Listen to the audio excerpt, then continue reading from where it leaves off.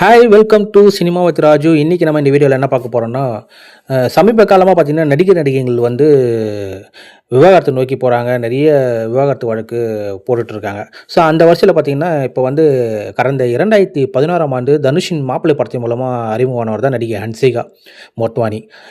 தொடர்ந்து வேலாயுதம், அரண்மனை, Romeo Juliet, சிங்கம் 2, ஒரு கல் ஒரு கண்ணாடி இது போன்ற பல படங்களில் நடிச்சிருந்தார். தமிழ் மட்டும் இல்லாமல் தெலுங்கு, ஹிந்தி, கன்னடம், மலையாளம் போன்ற மொழிகளும் நடித்து வந்திருந்தார். ஸோ இந்த நிலையில் பார்த்தீங்கன்னா கடந்த 2022ஆம் ஆண்டு நடிகை ஹன்சிகா மோட்வானி சோஹெல் சதுரியா என்ற தொழிலதிபரை வந்து காதலித்து திருமணம் செய்து கொண்டார். இவர்களது திருமணம் ஜெய்ப்பூரில் உள்ள முண்டோடா அரண்மனையில் கோலாகலமாக நடைபெற்றது. ஆனால் திருமணமான சில வருடங்களிலேயே ஹன்சிகா சோஹெல் திருமண வழக்கில் விரிசல் ஏற்பட்டுள்ளதாக கூறப்பட்டது. மும்பை பந்த்ரா குடும்ப நல நீதிமன்றத்தில் விவாகரத்து கோரியிருந்தார். இது தொடர்பான வழக்கில் ஹன்சிகா தரப்பில் ஆஜரான வழக்கறிஞர் நீதிமன்றத்தில் கூறும்போது, திருமணத்திற்கு பிறகு 2 பேரும் சில காலம்தான் இணைந்து வாழ்ந்தனர்.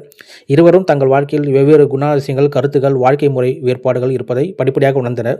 அதனால் இருவருக்குள்ளும் அடிக்கடி கருத்து வேறுபாடுகள் நிலவி வந்த நிலையில் தெரிவித்திருந்தார். இந்த நிலையில தான் மும்பை பந்த்ரா குடும்ப நல நீதிமன்றம் இந்த தம்பதிக்கு பரஸ்பர சம்மதத்தின் அடிப்படையில் விவாகரத்து வழங்கியிருக்கிறாங்க. ஹன்சிகா தனது விவாகரத்து விஷயத்தில் கணவர் சோஹெல் சதுரியிடம் இருந்து எந்த ஜீவனாம்சமும் எதுவும் கேட்கவில்லை என கூறப்படுகிறது. ஸோ இதே போல் ஒரு சினிமா அப்டேட்டோடு உங்களை மீண்டும் சந்திக்கிறேன். ஸோ இந்த வீடியோ பிடிச்சிருந்தா லைக் போடுங்க. அப்படி மறக்காமல் இந்த சேனலை சப்ஸ்கிரைப் பண்ணி சப்போர்ட் பண்ணுங்கள். உங்களை அடுத்த வீடியோ சந்திக்கிறேன். See you, Tata.